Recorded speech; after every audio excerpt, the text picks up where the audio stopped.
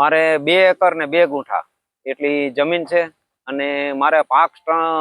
સંગ્રહ જે સ્ટ્રક્ચર બનાવેલું છે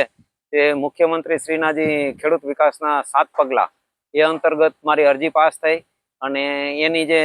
ગ્રામ સેવક શ્રીએ મને કીધું કે આટલી લંબાઈ પહોળાઈ ઊંચાઈ એ મેન્ટેન કરવાની છે અને નેટ કેમેરાથી તમારે જીપીએસ થ્રુ ફોટા પાડવાના છે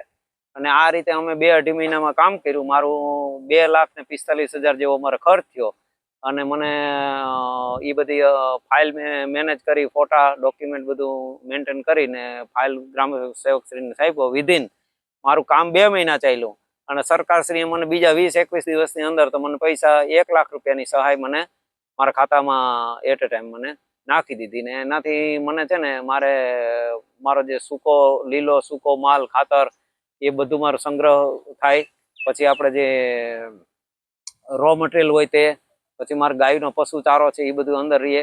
અને મારા મજૂરને અડધામાં મારા મજૂરને હું રહેવા દઉં. એટલે મને એ તો બહુ ઉપયોગી થયો અને મને એમાં ઘણો બધો ફાયદો થયો એમ અને હું એનાથી ખુશ છું. અને આ કમોસમી કોઈ વાવાઝોડું, વરસાદ એવી કંઈ આગાહી આવે અને કુદરતી પ્રકોપ કોઈ પણ, તો અમે ચારોની મારો અંદર હોય એટલે મારે પીસ ઓફ માઇન્ડ, મને કોઈ જાતની મારે ટેન્શન હોય નહીં અને મારું બધું સેફ હોય એમ. મારે બીજી માલ સામાન વસ્તુ બધી હોય ઘણી બધી, એ બધી અંદર રહી જાય તો મારે કોઈ પણ જાતનું નુકસાન ન થાય એમ. એટલે ગવર્મેન્ટને થેન્ક યુ કે મને એટલો બધો સપોર્ટ કર્યો એમ.